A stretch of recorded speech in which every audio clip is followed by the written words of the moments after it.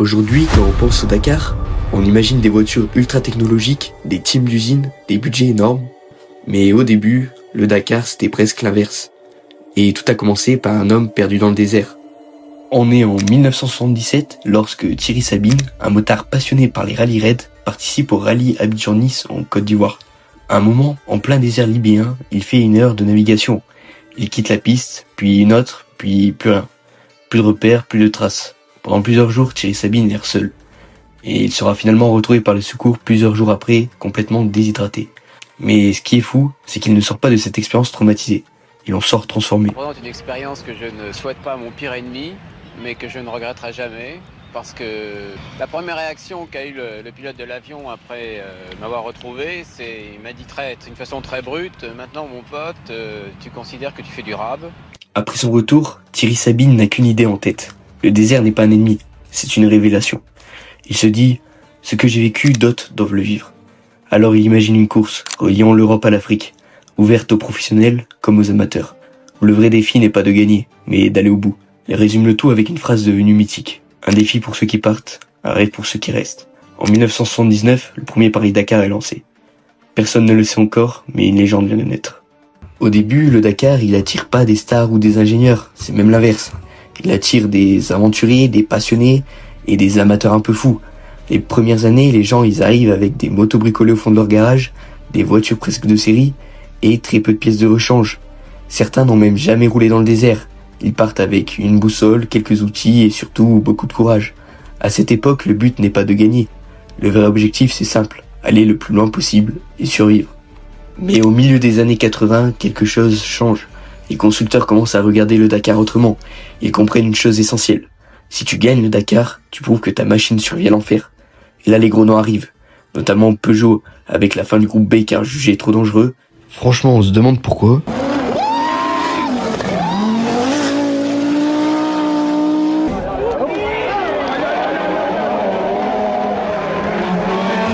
Ou on a encore Porsche ou Mitsubishi qui tentent de relever le défi. Ce ne sont plus des passionnés seuls dans leur garage, ce sont des équipes d'usine avec des ingénieurs, des mécaniciens, des budgets énormes et surtout des stratégies de course.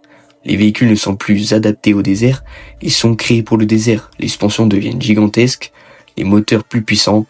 Et là, le contraste est violent. D'un côté, des amateurs avec des motos bricolées et une seule caisse à outils. De l'autre, des camions d'assistance, des pièces de rechange à l'infini et des stratégies de course calculées à la minute. Pour certains pilotes amateurs, c'est le début d'un sentiment nouveau. Ils savent qu'ils ne gagneront jamais. Mais ils continuent quand même, parce que le Dakar, ce n'est pas encore uniquement la victoire. Le problème, c'est que plus vite, ça rime aussi avec plus dangereux.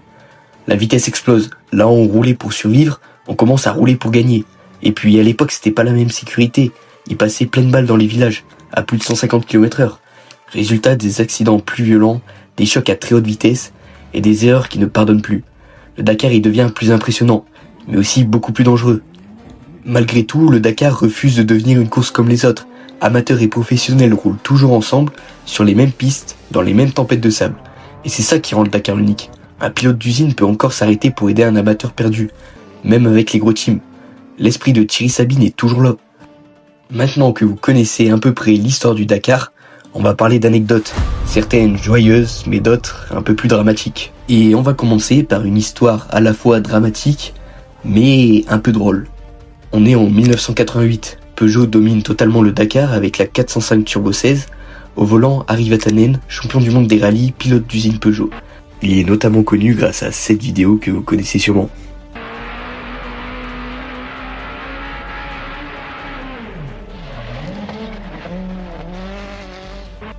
La voiture est ultra performante, fiable et rapide. Après plusieurs étapes, Vatanen est en tête du classement général. La victoire est à portée de main, rien ne semble pouvoir l'arrêter. Mais cependant, la veille d'une étape à Bamako, au Mali, la Peugeot est garée dans le parc fermé. Le parc fermé, c'est censé être surveillé, inaccessible et inviolable. Au petit matin, les mécaniciens arrivent. La place de la voiture est vide. Au début, personne n'y croit. On pense à une erreur, à un déplacement, mais très vite, la réalité tombe. La Peugeot a été volée. C'est la panique totale dans l'équipe Peugeot. C'est là que, quelques heures plus tard, Peugeot reçoit un message clair. Standard m'a passé une personne qui m'a passé une autre personne qui était vraisemblablement un Européen qui m'a dit on a la voiture de Vatanen, venez en taxi dans 15 minutes à la Somapac avec 25 millions de francs CFA. La voiture sera rendue contre une rançon d'environ 25 millions de francs. Choc immense, on parle d'un véhicule unique et ultra confidentiel. Et finalement, la voiture est retrouvée intacte. Oui, intacte. Simplement abandonnée à proximité d'une zone proche de l'aéroport de Bamako. Pas cachée dans le désert, pas démontée, simplement laissée là. Mais il est trop tard. La voiture est récupérée, mais le temps a filé. Le règlement est clair. Un retard, même involontaire, entraîne l'élimination. Harry Vatanen ne peut pas prendre le départ dans les temps. Il est mis hors course. Peugeot vient de perdre le Dakar, sans avoir perdu sur la piste. Officiellement, c'est un vol avec rançon. Mais certains ont évoqué un coup monté. Peugeot aurait simulé un vol pour pouvoir changer des pièces en secret. Mais ça reste un mystère, car on n'a aucune preuve qu'il s'agissait d'un coup monté de la part de Peugeot. Pour la prochaine anecdote, on va parler d'une histoire un peu plus triste. Et pour cette histoire, on va retourner en arrière, puisqu'on est en janvier 1986. Le Dakar est en pleine traversée de l'Afrique de l'Ouest. Comme vous le savez, Thierry Sabine n'est pas qu'un simple organisateur. Il est tout le temps sur le terrain et suit la course depuis les airs, notamment pour surveiller les concurrents, coordonner l'organisation et intervenir en cas d'urgence. Pour lui, le Dakar, ça se vit au plus près du danger. Le 14 janvier 1986, comme à son habitude, Thierry Sabine suit la course depuis un hélicoptère. Avec lui, ce jour-là, Daniel Balavoine, un chanteur que vous connaissez sûrement, ainsi qu'un technicien, une journaliste et le pilote de l'hélicoptère. Tout est ok, il survole le rallye pour s'assurer que tout va bien. Mais en fin de journée, ça change complètement. La météo se dégrade brutalement, une tempête de sable se lève. Qui dit tempête de sable, dit vent violent, visibilité quasi nulle, et de plus, la nuit commence à tomber. Dans le désert, ces conditions sont extrêmement dangereuses, surtout en hélicoptère. L'équipage décide de se poser une première fois, puis une seconde pour attendre que la situation s'améliore. Alors le temps passe, le bivouac est proche, à seulement quelques kilomètres. Mais pour une raison qui restera inconnue, l'hélicoptère redécolle, malgré les conditions. À basse altitude, sans repère visuel, le pilote perd la perception du sol. Dans le sable et le vent, l'appareil percute une dune et s'écrase violemment. Les 5 occupants meurent sur le coup, et tout ça à moins de 10 km du bivouac.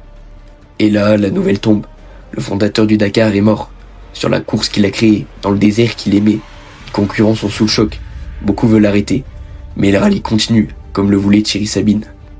Pour la prochaine anecdote, on va continuer sur cette lancée. Comme vous le savez, depuis le début, le Dakar traverse l'Afrique de l'Ouest, de Paris jusqu'au Sénégal, en passant par le Mali et la Mauritanie. C'est l'esprit originel de la course, l'aventure, le désert et la solidarité. Mais au fil des années, le contexte politique en Afrique se dégrade. Certaines zones deviennent dangereuses. Entre tensions locales, conflits et menaces terroristes, l'organisation commence à se demander s'ils peuvent vraiment garantir la sécurité des pilotes et des équipes. Et c'est là qu'en 2008, juste la veille du départ, le Dakar est frappé par des menaces terroristes. 2 touristes français sont tués. Les autorités françaises et locales alertent. Le risque est réel. Il est donc impossible de sécuriser complètement la course. Alors l'organisation prend une décision radicale. Annuler le Dakar 2008. Et c'est bien sûr l'annulation du Dakar. Les menaces terroristes en Mauritanie, directement adressées aux organisateurs de la course, auront eu raison de l'édition 2008 du rallye. Rallye qui devait passer 9 jours sur 15 dans le pays. Finalement, il ne partira pas de Lisbonne demain et chacun est prié de rentrer chez soi. Pour la première fois de son histoire, le Dakar ne peut pas partir. Après cette annulation, le Dakar doit se réinventer. Pour des raisons de sécurité, l'Afrique n'est plus une option viable. En 2009, le Dakar est déplacé. D'abord en Amérique du Sud, puis plus tard jusqu'à aujourd'hui en Arabie Saoudite. Les paysages changent, mais le format extrême reste le même. Des dunes gigantesques, des pistes désertiques et des conditions de course impitoyables. En gros, le Dakar garde son ADN. Maintenant qu'on a fait le tour des histoires tristes, on va partir sur les histoires un peu plus joyeuses. Comme par exemple la participation de Johnny Hallyday et sa phrase devenue mythique. Tu te rends compte si on n'avait pas perdu 1h15, on serait là depuis 1h15. Pour la prochaine anecdote, on va parler d'une histoire un peu plus joyeuse. C'est celle de Monsieur Dakar. Mais avant de continuer, n'hésitez pas à vous abonner, liker la vidéo et à la booster. Ça nous aiderait vraiment pour les prochaines vidéos. Quand on parle du Dakar, un nom revient toujours. Stéphane Peterhansel. Surnommé Monsieur Dakar, il est l'homme le plus titré de l'histoire du rallye. Son histoire commence en moto dans les années 80. Il débute comme beaucoup avec l'esprit aventureux du Dakar. Il va rapidement se distinguer. En 1988, il remporte sa première victoire au Dakar. À partir de là, les victoires s'enchaînent. 6 victoires en moto en 88, 89, 90, 91, 92 et 93. Il devient une légende de la discipline. Mais il faut croire que toutes ces victoires en moto lui ont pas suffi, car dans les années 90, Peterhansel passe aux voitures. Toujours guidé par la patience de stratégie plutôt que la vitesse brute, son objectif, remporter le Dakar dans une autre catégorie. Et ça fonctionne. Sa première victoire en voiture arrive en 1998. Il accumule ensuite 14 victoires en voiture. Au total, 6 victoires à moto et 14 victoires en voiture, soit 20 victoires au total. Et ce qui est fou, c'est qu'aujourd'hui, Stéphane Peterhansel continue de participer au Dakar. Maintenant, place à la dernière anecdote. Et cette anecdote, elle est plutôt récente puisqu'elle s'est passée pendant ce Dakar 2026. Alors que la course touche à sa fin, le pilote espagnol Nani Roma vit l'un des moments les plus dramatiques et à la fois humains de sa carrière. Si vous ne connaissez pas Nani Roma, c'est un double vainqueur du Dakar, en moto en 2004, puis en voiture en 2014. À ce moment de ce Dakar 2026, il était en course pour un podium très disputé. Mais à l'avant-dernière étape, tout menace de s'effondrer. Lors de cette spéciale, sa voiture subit un violent choc et est gravement endommagée. Il perd une roue et la suspension est touchée. Alors il finit l'étape comme ça, mais il reste une liaison de plusieurs centaines de kilomètres afin de rentrer au bivouac. Et pour lui, il est impossible de les parcourir avec sa voiture dans cet état. Je sais pas si vous le savez, mais pour rentrer au bivouac, il y a un timing à respecter. Si on arrive trop tard, on reçoit une pénalité. Et avec cette pénalité, Nani Roma, il peut dire au revoir au podium. Et c'est là que l'esprit du Dakar va se dévoiler. Plusieurs pilotes vont arrêter leur propre course pour l'aider. Notamment Romain Dumas, un pilote champion au Mans et champion de Pikes Peak, qui va donner une pièce essentielle de son Raptor pour que Roma puisse réparer sa voiture. On a aussi Mick Guthrie et son coéquipier, également concurrents, qui vont apporter leur soutien technique. Et là c'est bon, ils ont réussi à réparer le Ford. Il peut repartir. Mais c'est là qu'à quelques kilomètres du bivouac, sa Ford va manquer de carburant. Et c'est Laia Sanz, pilote espagnol, qui va le remorquer jusqu'au bivouac pour s'assurer qu'il ne perde pas de temps précieux. Cet acte simple va permettre à Nani Roma d'arriver au bivouac seulement 18 secondes après la limite autorisée, ce qui va lui éviter une pénalité qui aurait pu détruire sa course. Et finalement, il terminera deuxième de ce Dakar 2026. Et finalement, cette vidéo se finit avec une belle histoire. Dans cette vidéo, on a pu parcourir tous les côtés du Dakar, les plus joyeux ainsi que les plus sombres. Bien qu'il y ait encore plein de choses à dire, et c'est pour ça que le Dakar est et restera la course la plus mythique du sport automobile, c'est la fin de cette vidéo. Et si vous avez des idées de vidéos, n'hésitez pas à nous le faire savoir. Sur ce, je vous dis à une prochaine fois.